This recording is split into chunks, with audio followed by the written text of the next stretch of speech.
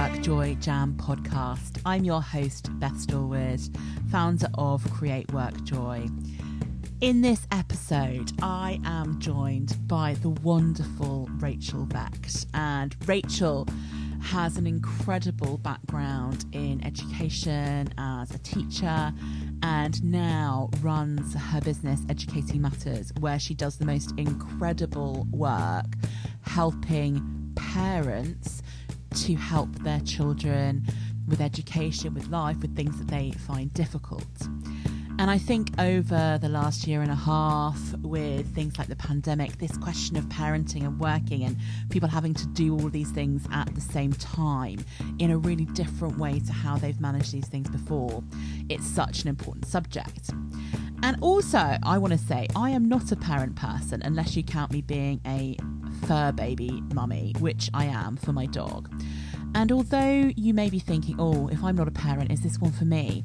There are so many things here that I think go beyond what you can do in parenting. So much great advice, and I know I took loads from it. I'll pop on at the end and tell you what my takeaways are. So if you are a parent person, loads of great advice for you. If you aren't, maybe have a listen and see what you can discover as well. So here is over to Rachel and I in our conversation all about this thing called parenting and how it really is one of the hardest jobs you can ever do. Hello and welcome to the WorkJoy Jam. Today we are joined by the fantastic Rachel Vecht, and I'm going to hand over to Rachel now to introduce herself and to kind of give us a little bit of her backstory and how she got to where she is today. So Rachel, over to you. Thank you so much, Beth. So my background actually is I started out my career as a primary school teacher, which is something that I always wanted to do, and I did that for around 7 years.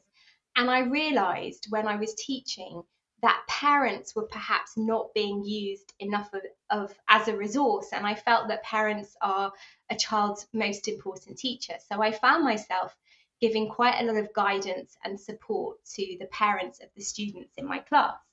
And then when I had my first child, which is coming up to 20 years ago, I wrote a really short course for parents on how children learn to read and how to instill in children a love of books. And I ended up doing a talk in a friend's house where there was an investment banker sitting in the audience. And he said, this is so helpful. Any chance you can come into my office one lunchtime and give this talk to some of my colleagues that are parents? So I was like, okay, I don't mind, anything goes. And that is literally where it started. And it was so well received that I then called a few other banks and then a few more law firms. And then they said, well, how do you teach children to do maths? And how do I choose a school for my child? And how do I deal with sibling rivalry? And it was never, I always thought I would stay in the education system, but it just grew and grew and grew. And then as I went through the experience of having my own 4 children, I was very much able to draw on teaching other people's kids, supporting my own and raising them, but then getting the opportunity to speak to tens of thousands of working parents and get a real sense of the challenges that they face. So it's really constantly evolving and growing organically according to the need. And of course, this last year has all been about how the hell do you work and look after and homeschool your children at the same time. So I just kind of go with whatever topics people need support with. I love it. Thank you so much for such a great intro. And I love that, where you're having your own child and you're doing a little talk and suddenly it becomes, over time, that thing that becomes your career and hopefully, and we'll talk about this in a bit, but brings you some joy in your working life as well. Absolutely. I love it. Some things to ask you, and I'm going to put things out there like parenting, challenging in the last year, even more challenging than probably it's been in a very, very long time. I will put the caveat out there that I am a non-parent person. I have relatives, my sister's got 2 kids, and I've got a lot of friends with young kids who are in that zone of, or have been in the zone of trying to balance parenting and work and life and time for themselves. And one of the things that we talk about in the WorkJoy theory of everything, and theory of life and theory of work, is that work, if you put that label on things, also includes the things that are outside of your job. So things you don't get paid for, things like volunteering, and obviously parenting. So one of the things I'm thinking about is a bit of a perspective on this from my perspective, where I see it. And I obviously work with a lot of parents. I know a lot of parents. It's a big thing here. And I've always labeled it, possibly, and maybe I'm wrong, but the hardest job that you don't get paid for and you have no training to make it happen. Absolutely, 1,000,000%. I literally say to parents every day, parenting is the hardest job in the world with the least amount of training. And, I've spoken to tens of thousands of parents over the last 26 years, and it doesn't matter what their background is, how they were raised, who they are within a business or organization. Parenting is just the best leveler because we face so many common challenges. And outside the workplace for decades, I've been running like a positive parenting course, and I've had teachers and doctors and psychologists on my course. And I'm like, why are you here? You must be a real expert in this. And they're like, no, I'm great with other people's children, but I'm seriously struggling with my own. And, I can relate to that. Basically, children have a potential to push your buttons like nobody else in the world, because we're so emotionally connected to them and so desperate to get things right. And then we kind of tie up their successes or failures with our own, and it's really hard to just stand back, let them be independent and own their own problems. Something really which highlighted this for me the other month. So I was interviewed on BBC Radio about some work I was doing with a law firm. And the radio host said he'd spoken to Mark Omrod. I don't know if you know who he is. He's the UK's first triple amputee to survive the Afghanistan conflict. And he had told this radio host that he's got 3 kids, Mark, and he said homeschooling was the hardest thing he'd ever experienced in his life. And I'm thinking, how is that possible if you are a triple amputee and you were told you'd never be able to walk again? How can homeschooling be harder? But that's what he said. So yeah, gives you a sense of what it's been like for parents the last year. And it's, parenting hard enough, normal life, trying to work and parent and do all the things that you want to do in the last year, when that has included not just when kids have had to be at home, but also kind of the stress that kids are under, understanding what's going on in the world and that things are changing, and that no, you can't go and see your grandparents or you can't see your friends, or in that world it's been a really challenging parenting year, hasn't it? It really has. But on the other hand, parents, a lot of the parents I work with are literally working full time, and they've just really, although it's been challenging, they've had that opportunity to deepen their relationship and connection with their children, spend so much valuable time with them and get to understand them better, and possibly kind of rethink how they work in the future because they valued that time with them so much. Yeah. So in terms of joy and work joy, so obviously that's the topic of our podcast, but I'm really interested here is one of the things that I often find with parents that I'm talking to, that I'm coaching, that I'm working with in organizations, is this challenge of how do I do all of these things and do them well enough? And how do I do my full-time job or my part-time job or whatever work it is that I'm trying to do? How do I do that? And how do I look after my kids and do a good job with them? And then how do I actually have some time for myself as well? And I think that's one of the biggest challenges I find when I'm talking to parents, is there is not enough time to do all the things they want to do, and they're always feeling like they're doing something badly. What's your advice around that kind of feeling, and how do we help people move from that into something where they can feel like they're doing a great job or doing the best they can and still able to have some joy in their life?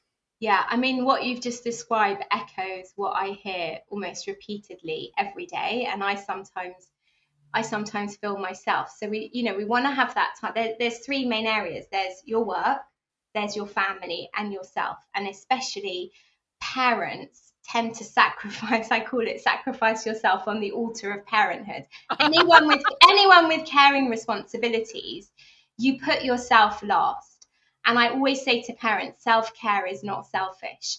If you are running on empty, you're not going to be able to look after anyone else. It's that same concept of putting on an oxygen mask on a plane before you help someone else. I normally start, when I work with parents, I say the number one thing is to kind of establish your why or your purpose. Just take a bit of time to think what is really important to you and what do you value. And as children get older, even to create what I call like a family mission statement together, to give you that compass and destination. This comes from the idea of Stephen Covey and his habit number 2, which is begin with the end in mind. So that you're constantly, however much, some days are really struggling, keep reminding yourself why you do what you do. And also to really consciously define your boundaries, for yourself, for your work, and for your family. And people aren't mind readers. So make sure, have you communicated those boundaries, to your partners, to your children, to your work colleagues? And I think the big challenge of what we've faced the last year is that everything is just mushed together. We're like sleeping, working, eating, parenting, everything all in the same environment. And we haven't had those, even the commute to work gives you that boundary and that kind of break from one thing to another.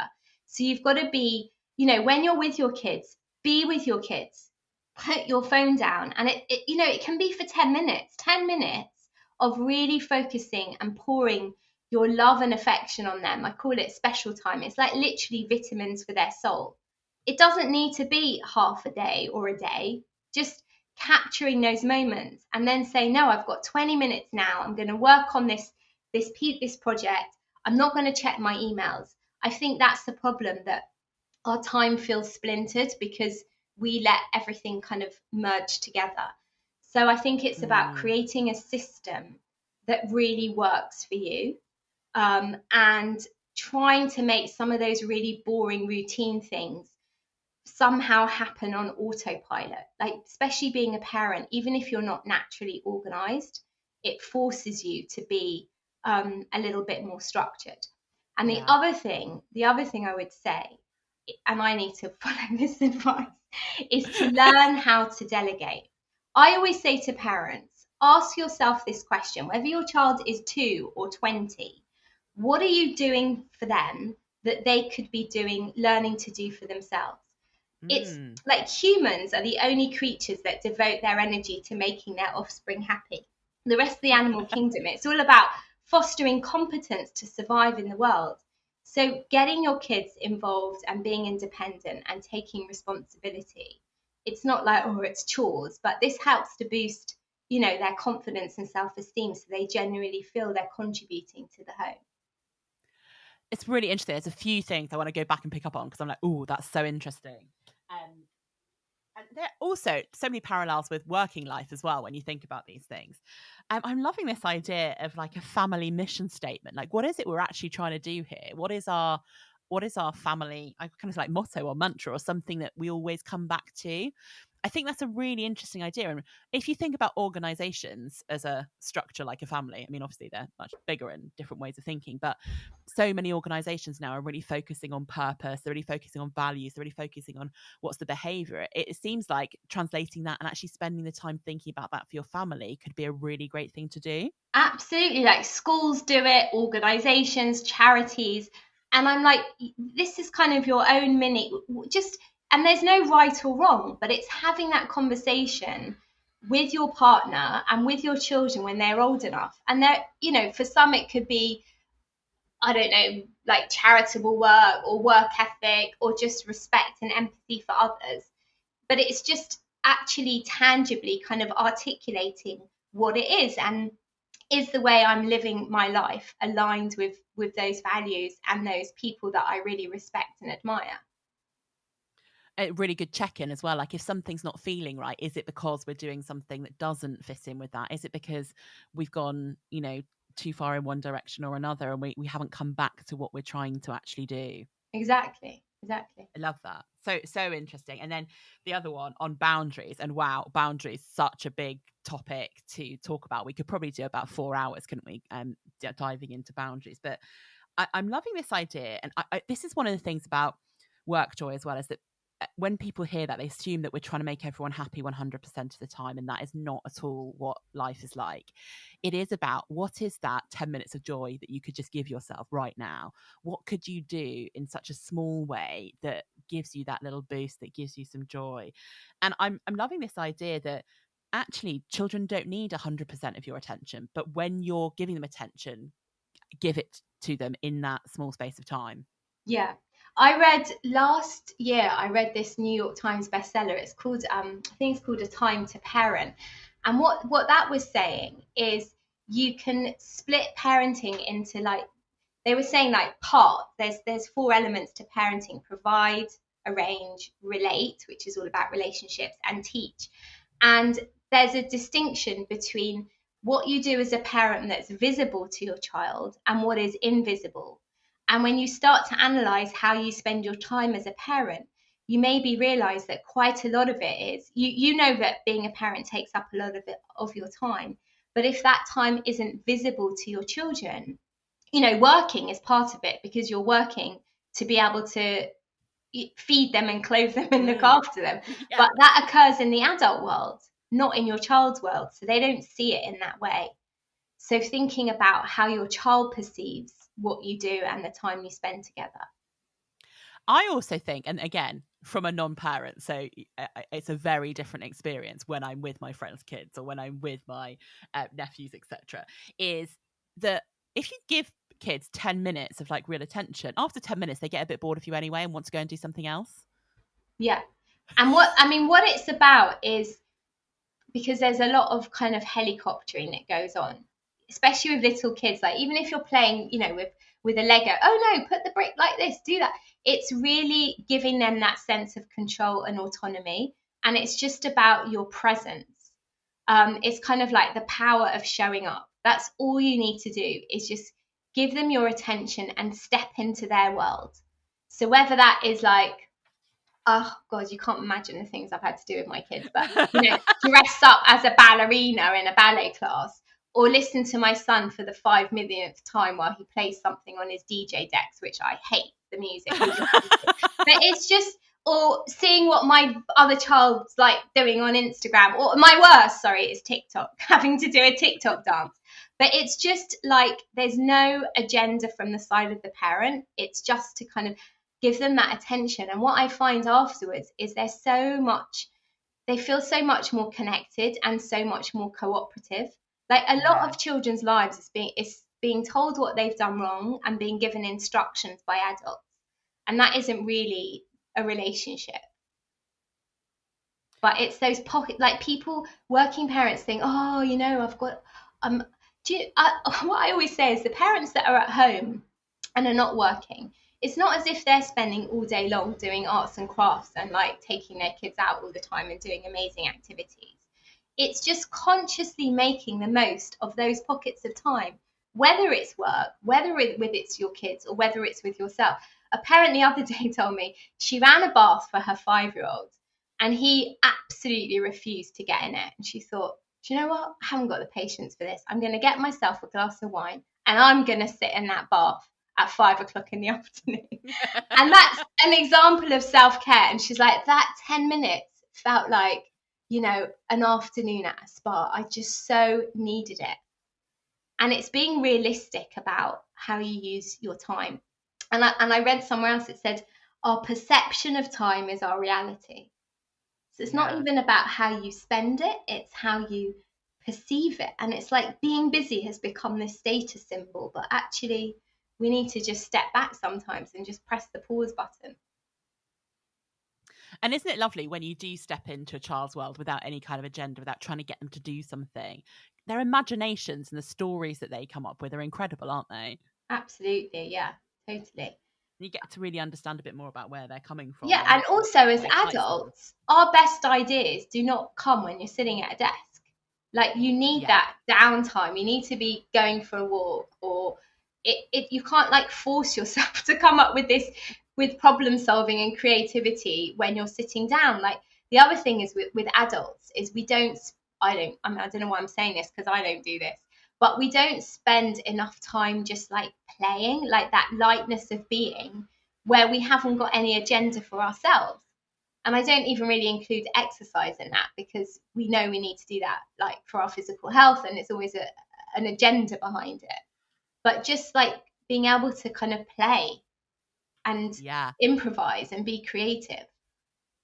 It totally reminds me of that play idea of listening to Brené Brown talk about her work, and I love all of her work. Is so interesting. But she talked about how when she realized through her research that the people who were kind of living their full and best lives were the people that really engaged in play, and she was like, I can't understand that. I don't know, why isn't there an agenda? It's like that shock, but actually the realization of how important it is to let ourselves do that play thing, whatever that is for you, some kind of mental release or some kind of as you say, exercise for adults has become something that you have to do versus something that you just want to kind of go and do and have fun with it.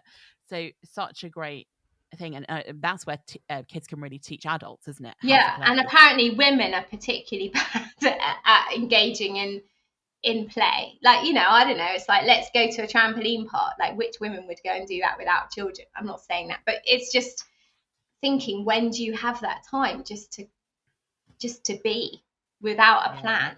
I certainly don't. I don't know why I'm saying this because I've never done it. But most of what I say about parenting, I try and put in practice myself. But this is not my strong point.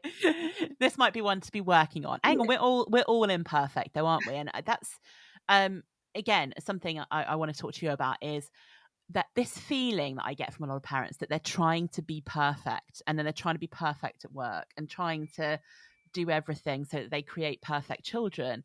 And I'm just thinking that expectation on children probably isn't very fair either, is it? That we're trying to create perfect, happy humans. No, and it's not. I mean, I always say to parents, you're aiming for good enough, not perfect. I've got plenty of articles on my website about what it means to be a good enough parent. And also, one of my other favourite sayings is, expectations are resentments waiting to happen.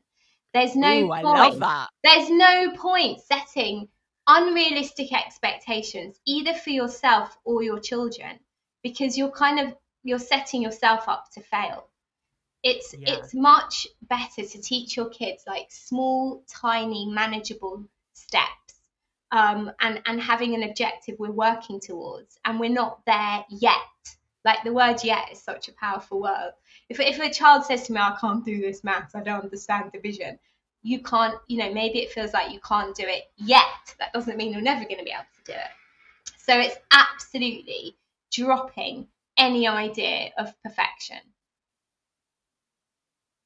Yeah, and I saw a great thing, and it was one of those like meme things. And I don't even know if I'm saying that right because I'm not very cool, and it was like a picture of parenting from like 100 years ago, and the parenting advice then was, feed them, wash them occasionally, and now the parenting advice is make sure they have a great education, make sure they have exercise, make sure they have an organic, vegetarian, vegan dinner, make sure that, and that layering of expectations. And I'm totally loving your phrase that they are resentments waiting to happen, because it's so true, isn't it? Anytime you have that big expectation of people or yourself, you're always going to be somehow disappointed.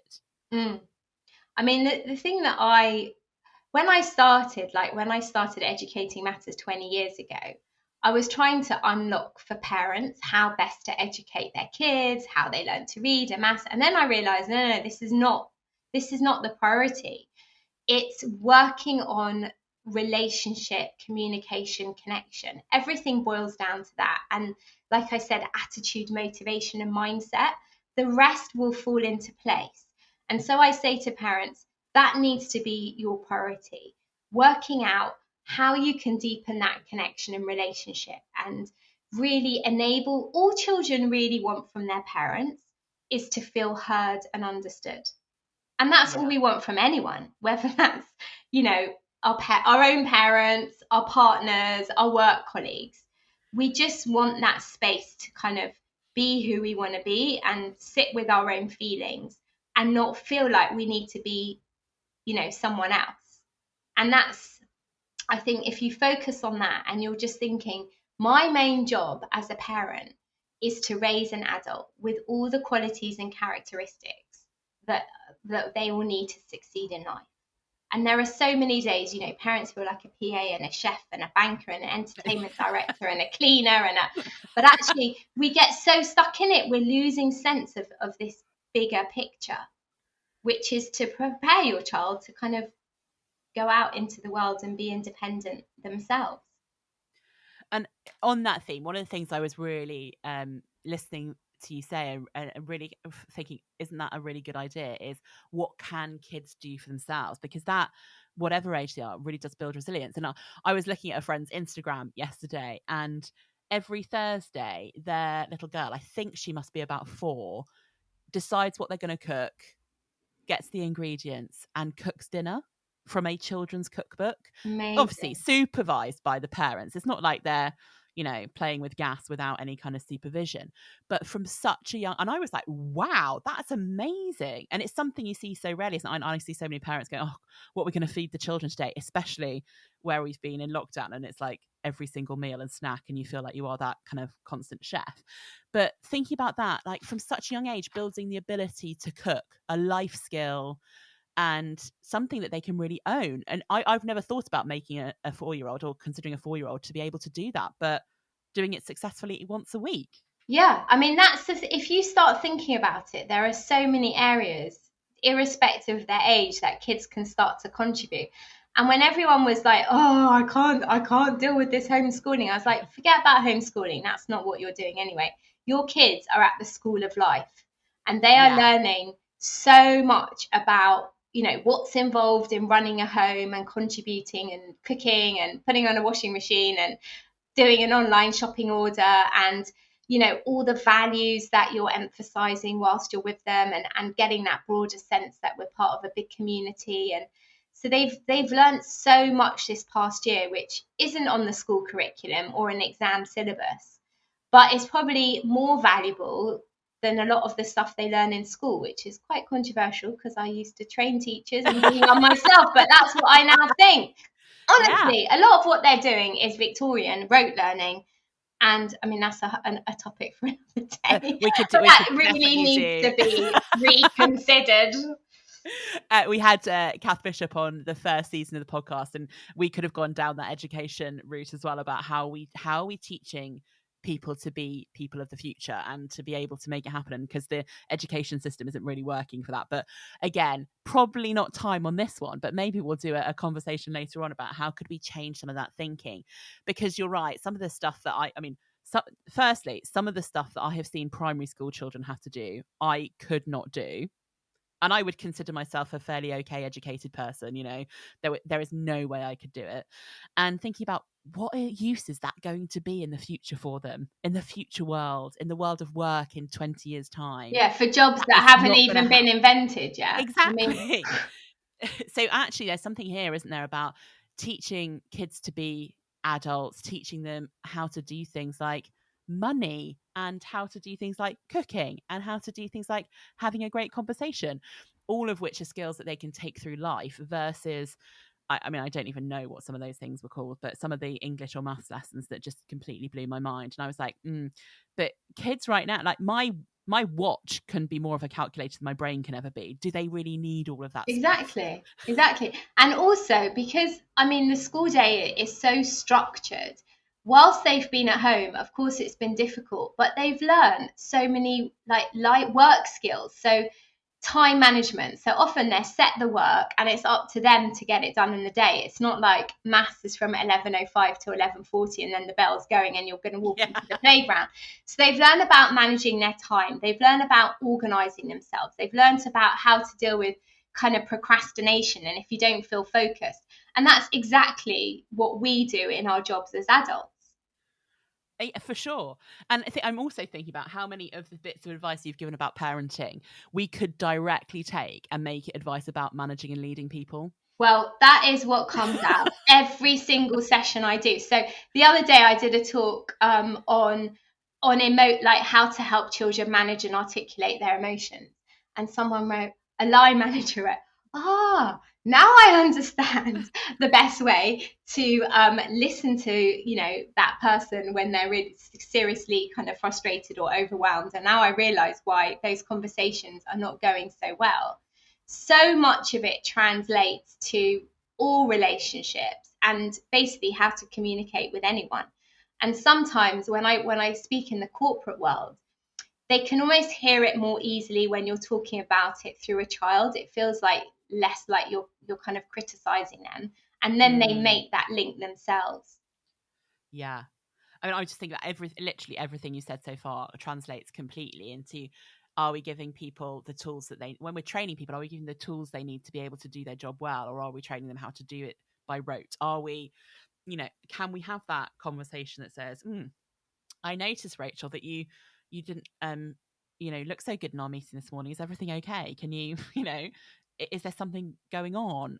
When we see frustration in people, we often say things like, oh, well, they're not a team player or something like that. And you're like, actually, there's something going on in their world. Why don't we have a conversation about it instead?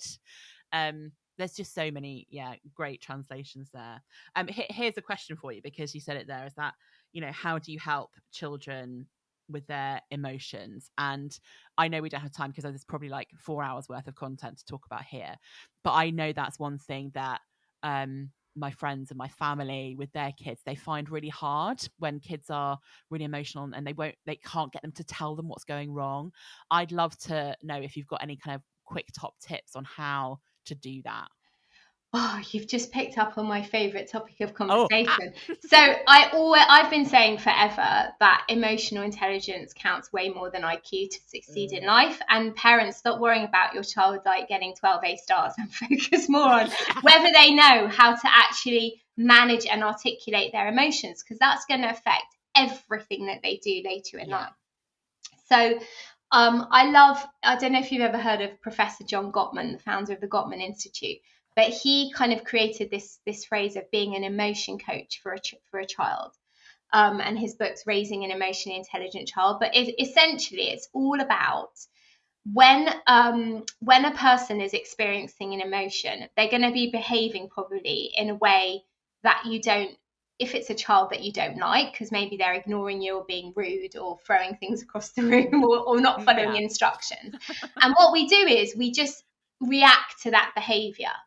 But actually, that is just literally the tip of the iceberg. The main problem underneath is the emotions and feelings that are driving that behavior. And the same thing applies to adults. So it's really about using, some people call it active listening, reflective listening. It's just in that moment, your first priority is to get that person back to feeling it calm, because their thinking part of the brain is completely offline when you're triggered by your emotions. So it's literally just offering empathy and understanding.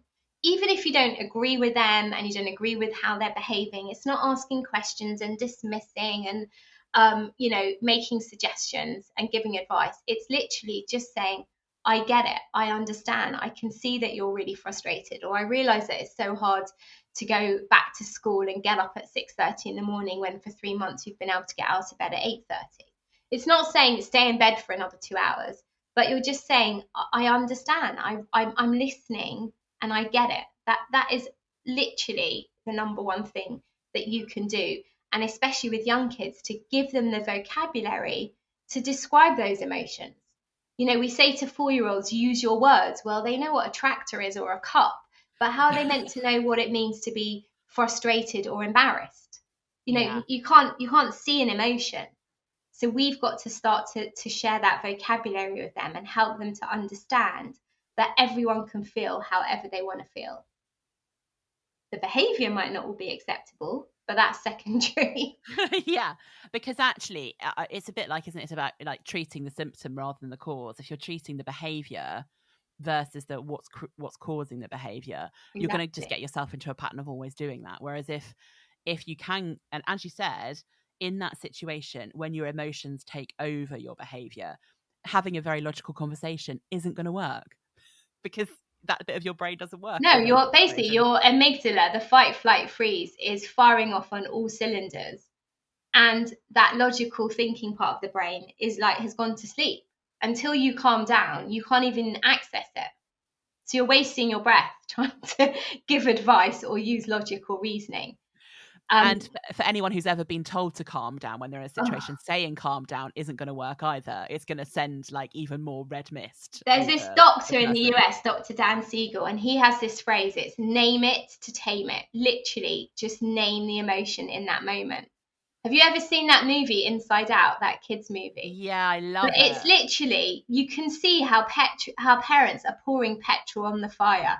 You want to engage, not enrage in this moment. Engaged, not enraged. See, you're full of amazing advice. But again, I'm sitting here thinking, but this is the same for grown-ups, isn't it? Of course it is. It's the basis of psychotherapy. Control over it occasionally, or we do that thing, I think, as adults where we are feeling that emotion, but instead of actually saying anything about it, or instead of kind of going off in one, because we've most of the time we learn not to, is we do that seething thing where everyone else can feel that there's something wrong, but you're not actually saying it, but there's just like this negative emotion pouring out of us. Yeah. And also to be really aware that we've got, like, in our brains, we've got these mirror neurons, which means we mirror the emotions of each other. So it's being conscious. I mean, this applies again to work with or without kids, like even for your work colleagues, of that energy that you're radiating, because people mirror it. If you smile at someone in the street, they'll smile back. If you've ever seen a 3-year-old having a tantrum in a supermarket, basically their parent is also having a mini tantrum. But we get so triggered by each other as well. Yeah, and then everyone thinks, you know, being judged by other parents, and it makes them even more mad. And then you get into that's called PWA, parenting with an audience. Worst situation to be in, because then you behave in ways you never, you know, like, oh, everyone's looking at me. Our parents are amazing at catastrophizing. You've no idea the thoughts that race through your mind in those moments without you even consciously realizing, and that's why we kind of act in ways that we then regret.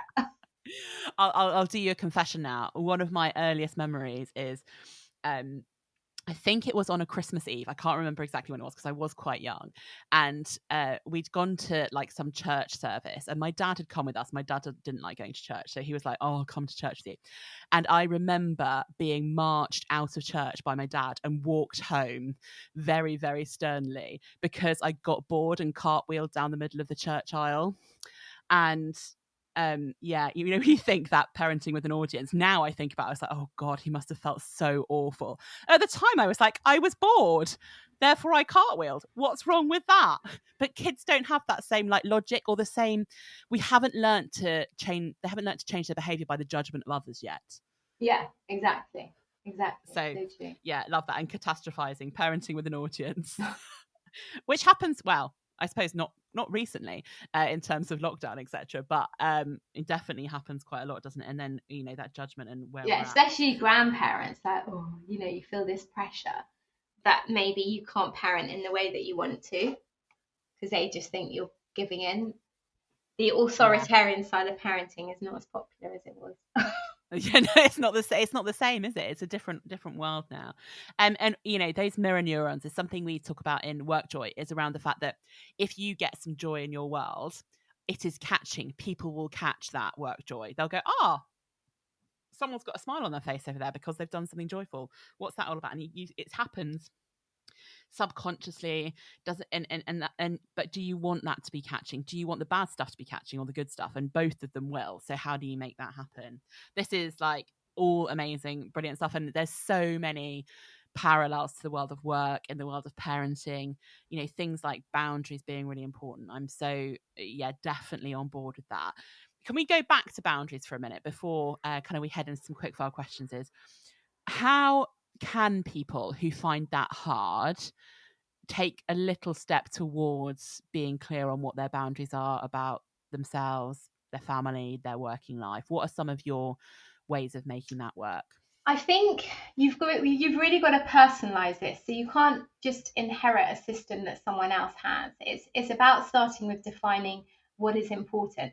So like one parent will say, oh, I allocate 2 hours on a Sunday morning when I catch up on all my emails during the week, and that just relieves a lot of pressure. And someone else would say, that is my worst nightmare. I need to know that weekends are completely clear. So it's giving yourself that time to think of a system that works. And even like little things, like if we're still working at home and the kids are back at school, force yourself to schedule in 20 or 30 minutes to actually walk outside at lunchtime. It that idea of SMART goals. I can't remember, specific, measurable, achievable, whatever they are, time related, but just tiny steps, one at a time. Really small little tweaks can make a huge difference. So you've just got to get started somewhere, but give yourself the time to actually get off that hamster wheel and just stop and think, hang on, how can I just make this work differently? Even things like using timers, right? So get a kitchen timer or that Pomodoro technique, right? I'm setting the timer for 25 minutes and I'm not going to look at my emails. I am just focusing on this specific piece of work.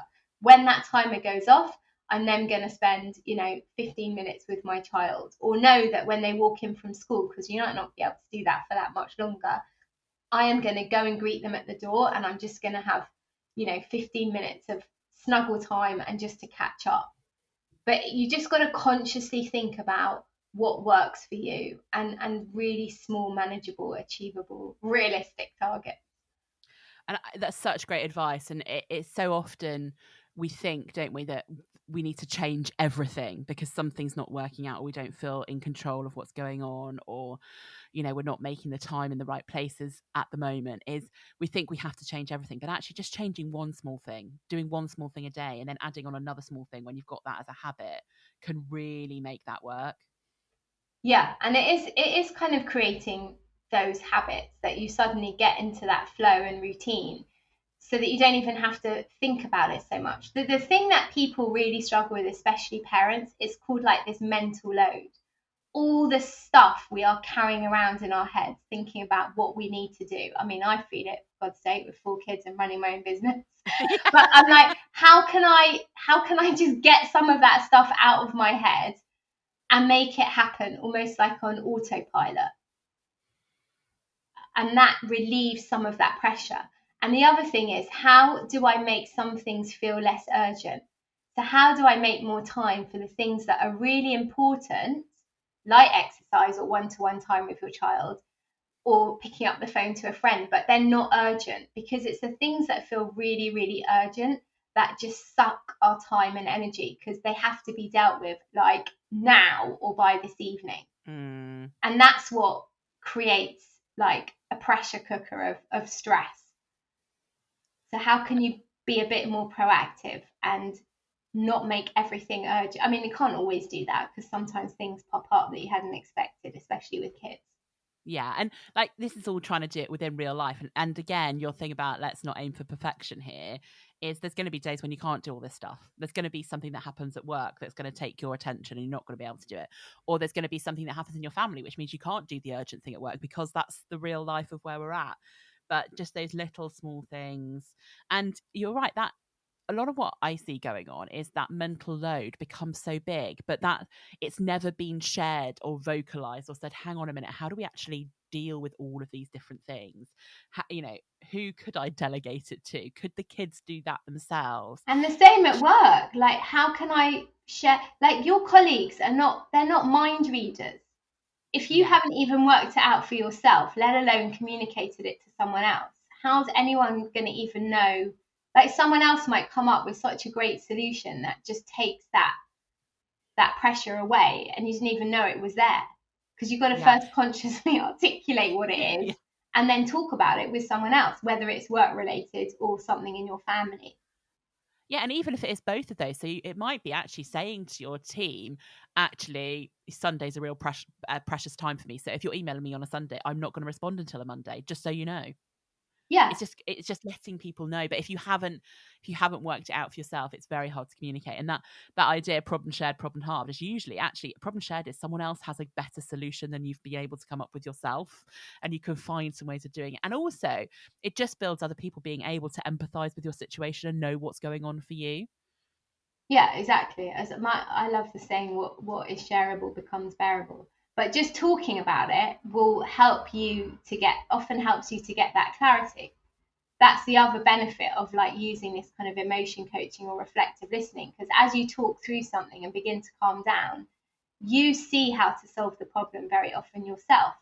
That person isn't actually really doing anything. A therapist doesn't solve your problems, they just help you see, like, articulate what they are, and then you talk through them yourself.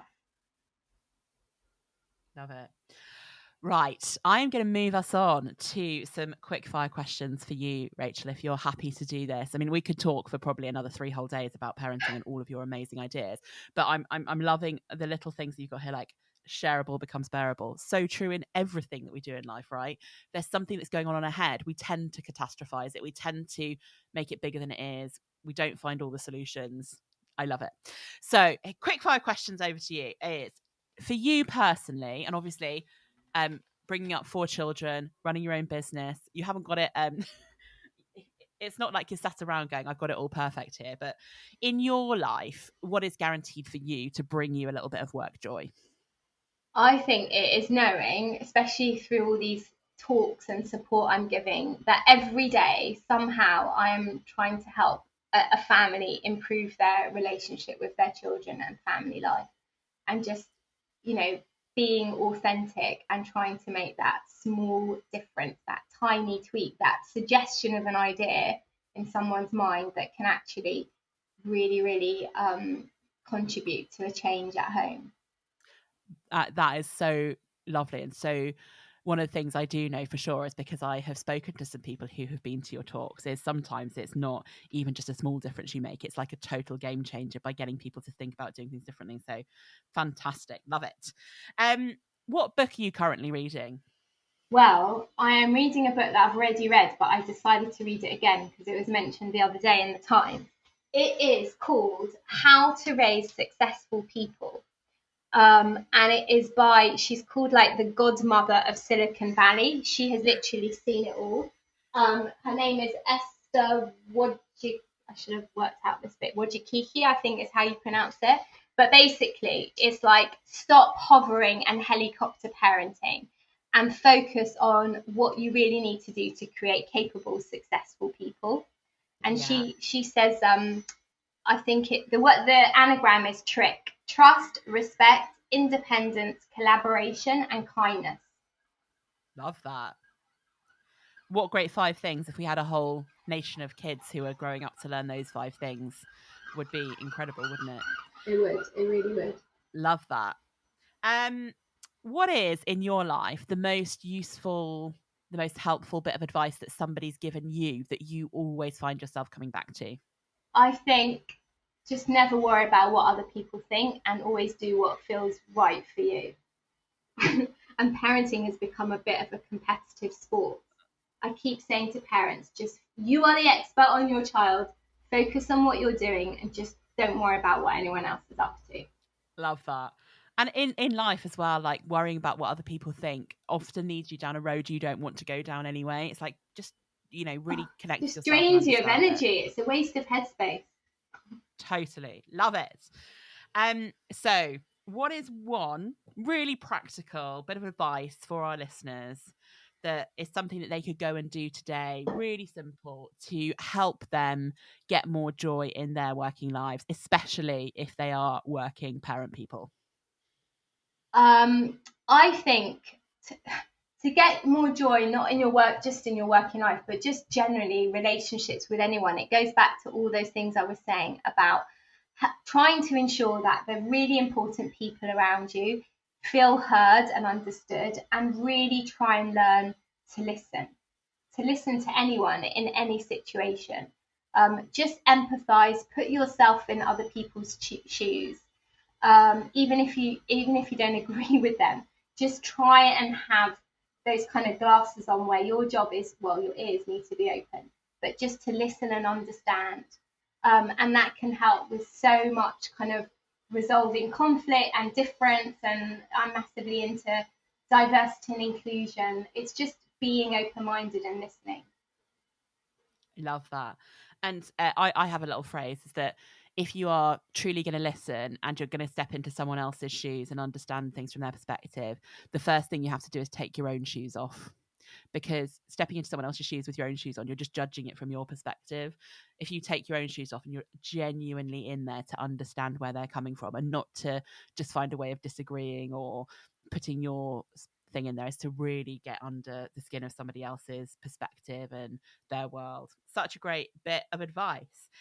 Rachel, it's so amazing to talk to you. I would love to for you to tell our listeners where they can find out more about you and the work you do, because I think there's going to be a lot of people really interested in your advice around parenting. So tell us some more about where we can find out more about you and Educating Matters. Well, you can go to my website, which is educatingmatters.co.uk, and there is a blog section with various articles under different categories.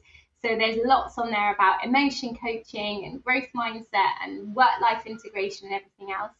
I'm not massively into social media other than LinkedIn, which I love because I genuinely am learning from it every day. So I do like to kind of share and comment on there. Those I would say are the main places to find me. And I either provide support in corporates, I do talks in schools, and I also work a lot with groups of parents and individuals. So there's lots of ways you can kind of access my support through various routes. Fantastic. And we will put those comments into the show notes and the links so that people can click directly through and find out more about you and about your fantastic work. Rachel, it's been incredible having you on the WorkJoy Jam today. Your advice is so good. And even not being a parent person, I feel like I could be a better auntie or honorary auntie to lots of my friends' kids as a result of what we've talked about today. And I really think that there's so many parent people out there who can benefit from this conversation and take some of those little actions to make a difference to their parenting and their working lives. So a huge thank you for being on the WorkJoy Jam. Well, thank you so much for having me, Beth. Anytime. I'm happy to have a chat with you. Me too. It's been amazing. Thank you. Thank you. Thank you all for listening to my conversation with Rachel. There are so many things that I have taken away from that, and beyond the parenting subject, but just in the way of great advice for life and for work joy. I loved how Rachel talked about how playing is really important, and it's important for our children, but it's also important for us as grown-ups. At what point do we stop investing in that and stop thinking it's a really important thing? And I know one for me, that when I play, I get so much more joy and I'm able to really focus on the things that make the biggest difference. So something I'm definitely going to take away there. I also love a couple of the sound bites that really come from it. I love something short that just kind of grabs my attention. And that name it to tame it. When there's an emotion there, whether that's in yourself, with your kids, whether that's with people that you work with, actually sitting down, having the empathy, saying, I get it, it's hard, let's talk about it, let's name it, let's be able to tame it in that way, can make a massive difference. And I also love the one, because I'm a great believer in the power of connection and people and conversation to help this shareable becomes bearable. What can you share, and how can it help you, and how can it help other people to be a person who can share things with you? And my final piece that I'm really taking away, and it's one that is really hard to do, but I in principle, I'm so engaged with it, is the never worry about what other people think. And stay, if you can know and understand and stay true to your values and your way of doing things and how you want to make it work and what's right for you, that we shouldn't really be worried about what other people are thinking about how we do things. So huge thank you to Rachel for joining me on the podcast. Such a great conversation. Do go and find out more about Rachel if you're interested. Also, if you want to find out more about Create WorkJoy, you can find us on all the socials: Twitter, LinkedIn, Instagram, Facebook at Create WorkJoy. We also have a website, www.createworkjoy.com, where you can find more information about the podcast, different episodes, about the coaching program, the WorkJoy Way, and about our growing community of people, Club WorkJoy. It's been great having you listen to our podcast today. Thank you for joining me, and I hope to have you listen again soon. Thanks.